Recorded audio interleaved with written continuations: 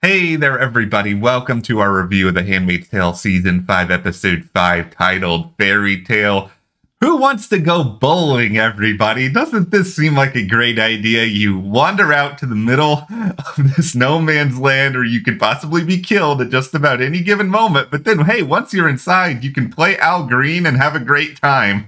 This episode was really intense. Yeah. It was so good. That whole thing that was going on with June and Luke and Jaden, it was so well done because I just didn't know where this was going the whole time.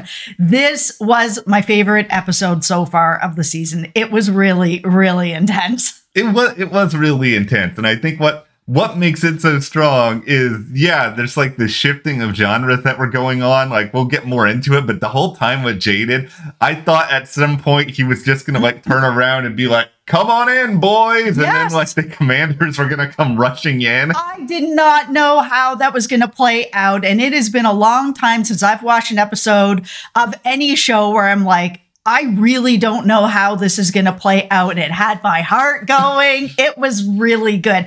10 out of 10. All right. Well, go ahead and hit that subscribe button. If you're new to the channel, I am Matt. This is Jess. We are here every week talking about The Handmaid's Tale, what has happened, what could be happening. And, you know, we've got a lot to talk about in the ladder in this video. So you don't want to miss anything we've got coming up here. Also follow us over on Instagram, and the handle is Matt and Jess TV. Okay, let's talk about sort of the big sort of juicy part of this, which is it looks like Luke and June have been captured by Gilead, by the Eyes. They're being pulled apart. They're being pulled into different vans. They did not make it back to the border.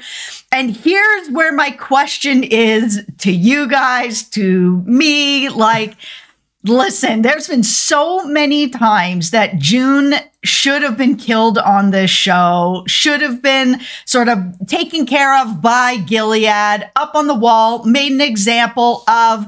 It's never, ever happened. And now I'm at this point where I'm kind of like, okay, if this is actually Gilead that's picking her up, and it seems like it is. We watched the promo and it's hard to tell, but it feels like it is actually Gilead picking her back up again.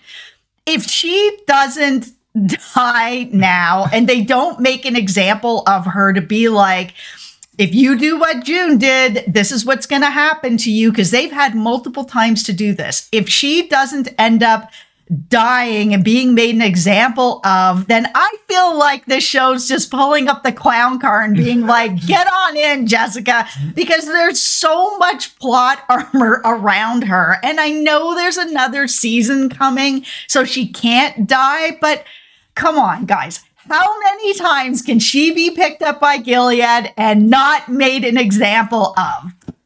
You talk How many? You talk about plot armor here, and see, I can say this as somebody who's currently replaying Skyrim for like the 100th time. She's got like the dragon scale plate armor that nobody can touch at this point, that is like armor rating like through the roof, 100 smithing, because yeah, she can never die, no matter how many times she's in danger, no matter how many times she's sort of thrown into the metaphorical fire. And here's what I think has to happen in this instance, because yeah, obviously they're not going to kill June. I have felt for at least a couple of episodes now, I think they're going to kill Luke. I just think this show really, you know, they love to do this sort of symmetry. Serena loses Fred, June loses Luke. You know, I know Serena and Fred's relationship's a little bit different, but still, I just think they're going to put some sort of consequence on there. And we've seen these happy moments with June and Luke these past couple of episodes. That ain't lasting. But I just feel like if they're going to have June get away this time, it can't be Gilead actively being like, we're not going to kill you for whatever reason. It has to be someone rescuing her finding a way to escape, and something believable. It has to be like a legitimate case of somebody pulling her out of this situation that we can sort of look at and understand. Yeah, I'm actually, my tinfoil hat theory here is I actually think that she's going to lose both Nick and Luke. I think she's going to lose all the loves of her life, you know, as far as partners. I think that Luke is definitely going to end up dead. That's a way to hurt her. And I think Nick is going to maybe try to help her escape and end up getting killed as well. I wouldn't be shocked. I certainly am sort of thinking like, okay, out of all the people who could help her escape, who would it be? Yeah, Nick is like got to be number one on the list if we're talking just about people who are in Gilead. I mean, Commander Lawrence, he is Mr. Ambiguity, but I don't think he's going to stick his neck out and go on the line for June at this point. Like there's a lot to talk about with Commander Lawrence, but I think in this situation, that probably won't be the case. It's really an interesting situation right now where they have to sort of construct this mousetrap where she can find a way to get away from it, but also make it seem like, okay, she really should have been caught. Like this really should have worked. Like it's not an easy situation the writers have put themselves in. No, I truly didn't think that we'd ever see her back caught again by Gilead in any kind of way. And in the promo, they are kind of like, oh, we've gotten her again. And Serena's like, yeah, I want to be able to tell my son that, his father's killer is dead. And so it's seemingly that Gilead actually has her. And I really didn't think we'd be here again because, like I said, Gilead has had her a couple of times and she hasn't been killed. And I know that there's the argument of like, oh, if they kill her, she'll become a martyr. But her being alive, she's this folk hero that could show up and save people. Like either way, she's going to end up being this sort of person who's idolized. But in one scenario, she's alive where she can continue to get children out of there or help handmaids. And in the other scenario, she's dead and she can't do that anymore. And other people might not be able to step up in her place. And it's more final. And so if you guys are going to have her escape again in some sort of way, please just do it in a way that's like really, I need to believe it. I can't be in this clown car just like driving around being like, how many times is she going? Yeah, honk, honk. Like how many times is she going to escape? It has to feel like it did at the end of this episode where they were getting pulled into the cars again. I was like, oh no, here we go. I have to spend a moment here to discuss my favorite part of this episode by far. It is Luke claiming that he has come up with Let's Stay Together. Number one, Jaden, I feel so bad for you. You don't know anything about the actual world. But it's also kind of like, you know what, Luke? After everything you and June have gone through, how terrible it's been, all the suffering, I'm just going to let you have this. You want to be Al Green for a moment, you can go ahead and be like, this is my song. I came up with it. Look how talented I am. Okay, let's talk about this whole Jaden plot because it was so good and it was so well done for so many reasons. Yeah. As soon as he was like, hey, you guys got to come back with me, I was like, oh, he's going to bring out all the eyes and snatch them up. And you could see that June was really on edge about it. And Luke was for a little while. And then all of a sudden he was like, oh, bowling. And him and Jaden are really, having a fun time and getting together and everything is great. And June is still a little bit on edge. But as it's going on, watching her let her guard down like that, I was really surprised to see that happen. But I think the thing that made that happen for her is when she really learned that Jaden seemingly is one of the kids that was taken. And so he doesn't really remember life before being part of Gilead. But he is this guy who really feels like everyone should just be allowed to do what they want. Like he sort of has just this, worldview that is different than Gilead, where he's just like, I just feel like everyone should be able to bowl together, have a beer together, sing and dance together, do whatever together. It shouldn't be so controlled. And I think that that's the hope that's giving June hope for Hannah, where it's like, okay, she's in the same position where she was taken very young. How much does she remember from then? She's 12 now. She's at the Plum Center. Is she gonna actually, be someone who ends up being one of these wives who goes down the darker path? Or is she gonna end up like Jaden? Because now June has seen that there are people that can end up like Jaden, who's just like, yeah, you know, I sort of grew up in this world, but like, I just feel like people should have freedom to bowl and dance. He's just capable of, I think, he's capable of independent thought still. And I think that's it's a very hard thing to sort of grapple with when you're looking at Gilead from the outside. I think you probably think, okay, every single person within this world has got to be inevitably brainwashed. I mean, I think, Jaden wanted them to come with him because, you know, he wanted to disclose information and he wanted to be in a safe spot and all that. But I think he actually just wanted to have a fun hang at the same time. Like, you know, this is somebody who probably doesn't get to experience sort of the other side of things all that often and sort of enjoy people's company and learn a little bit about the outside world. And I think he got something real out of that. And of course, that's what makes the ending of this all the more devastating when poor Jaden just kind of goes after the mine. Oh, there was like a moment where he stopped and turned around. I was like, oh no, here we go. Now he's going to call all the eyes. And then that moment where it shifted and it was like, oh, he's standing on a mine. Oh my goodness. Like, how could this situation get any worse than it's already kind of been throughout all of this? All right, now let's get into Commander Lawrence, Mr. Ambiguity, who has an interesting sort of plan, an end game. And we've kind of speculated a little bit about this already. You know, is Commander Lawrence like someone who could be an ally? Is he an ultimate adversary? I mean, I've kind of been in this camp of, you know, his biggest action is inaction. And because of that, he's sort of an adversary just by default because he's not really doing anything to try to make this world better. However, this is where his whole New Bethlehem idea kind of comes into picture. So he's having this discussion with Putnam, who's just a real tool. Big surprise, everybody. And, you know, Putnam's like putting down all his ideas. And it seems like one of the bases here of New Bethlehem is, you know, Commander Lawrence wants to open things up a little bit. He wants to bring in people, you know, criminals, people who have been outcasted from Gilead in some way. He sort of feels like if they continue down the road that they are right now, they're never going to be able to survive. Now, this is where, like, I'm going tinfoil hat to times infinity because this is here we go. Okay, maybe it's because I like Bradley Whitford as an actor. Maybe it's because I don't want to see Commander Lawrence in the end be awful, and I want to think that he has a bigger picture here.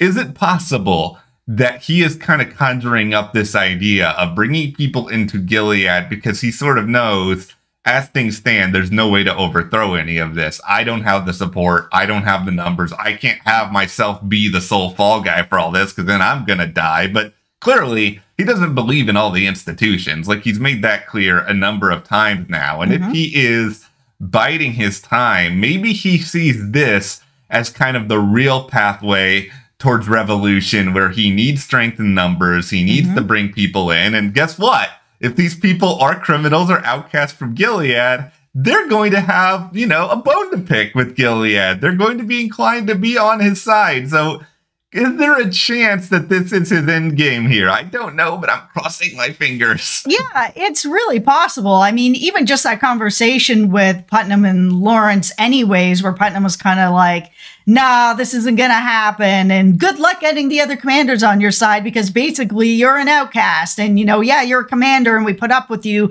because you're a commander, but like no one's really backing you. He's going to have a hard time. But this is Commander Lawrence. He's weirdly charismatic in his own way. You know, he's highly intelligent, obviously. And, you know, he's been around a while. He's an elder statesman. I think he's going to have a chance if he can get some more people possibly on his side. And that's where, you know, someone like Nick, you know, if he doesn't get killed, could kind of fall into an interesting place here as well. He's just, Lawrence is the X factor on the show at the moment, mostly because I think for so many other characters, we kind of know where they fall in things. And he is just like in this huge swath of land and you don't know which direction on the plot of land he's going.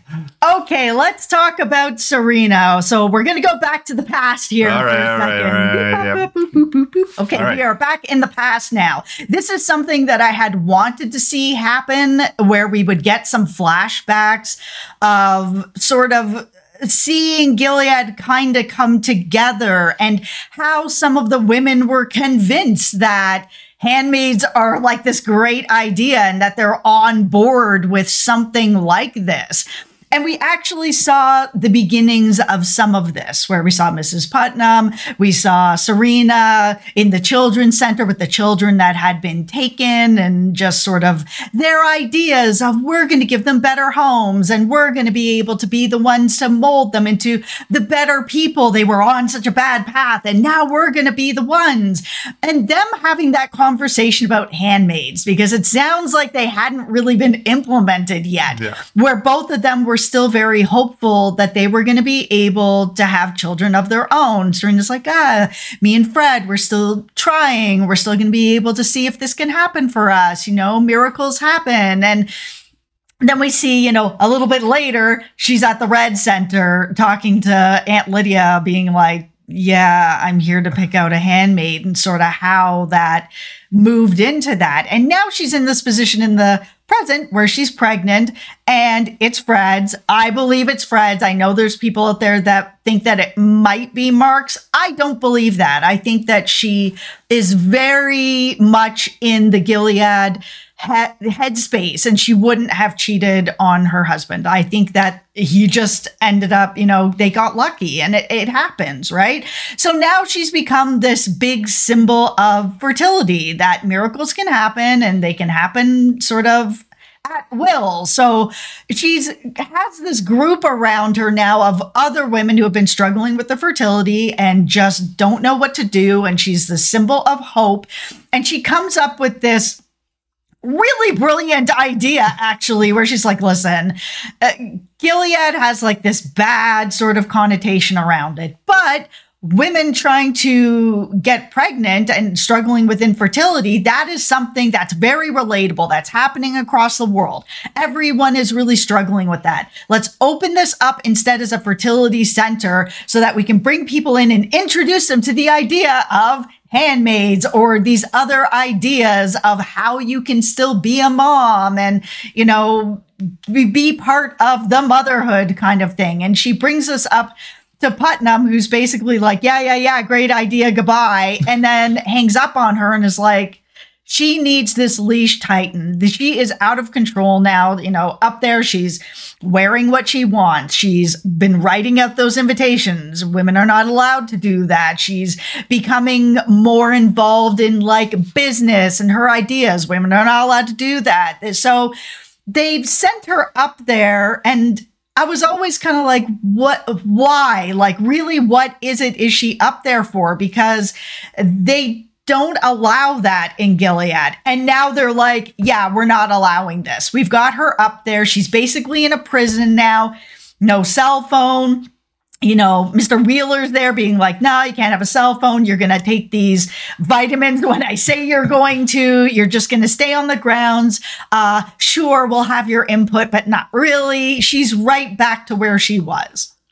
I think Gilead's trying to be in this position with her where they can use her when they want to use her, and when they don't want to use her, or she's saying too much or doing too much, they can just sort of just shove her away somewhere and then not talk about her, not listen to her, and it's a situation that, you know, Serena as a character, I know that, you know, these idiotic men are all just going to be like, oh, Serena will go along with this. She has no other choice. But Serena is, you know, she's clearly intelligent. She's deluded with a lot of her beliefs, but she is smart enough to sort of come up with a lot of these plans and schemes. And, you know, she's very calculated. She thinks a lot about the end games. Like, she's not going to accept this. And this is what makes her a very interesting player in this long term, because she's fighting for something that doesn't believe in her. No, and she's fighting for something that's just evil. And we've said this before in many other videos.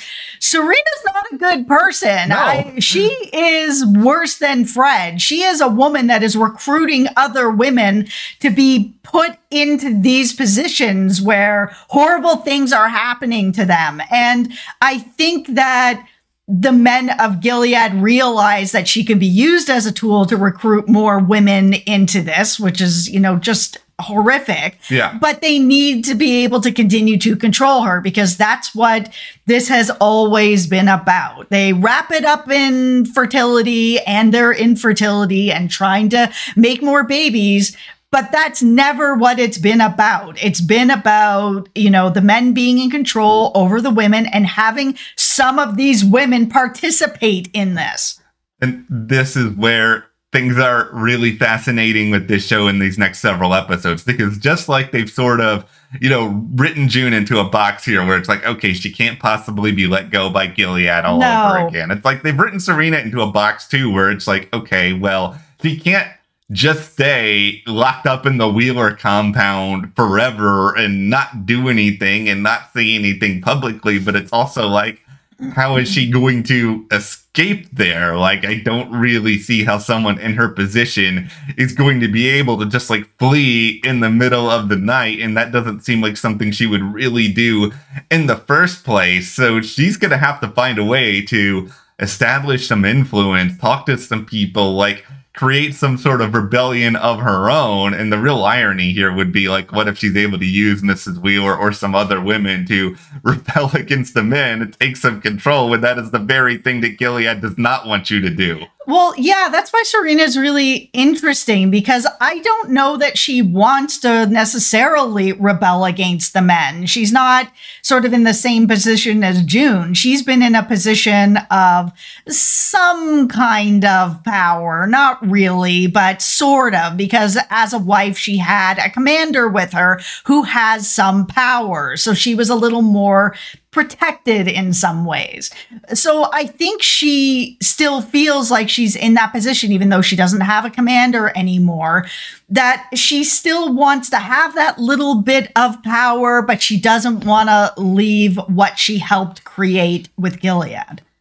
It's going to be so chaotic. This next episode, like, I already have a giant pit in my stomach, mostly because, like I said, I'm very worried for Luke. You're very worried for Luke and Nick. Yeah, I am. I think that to give more trauma on top of all the trauma that June already has, she kind of needs to be on her own at this point, where she has, you know, maybe the death of Luke and then the death of Nick on top of it, where she's kind of like, okay, I am a lone wolf now to be able to get in there and get Hannah and get out.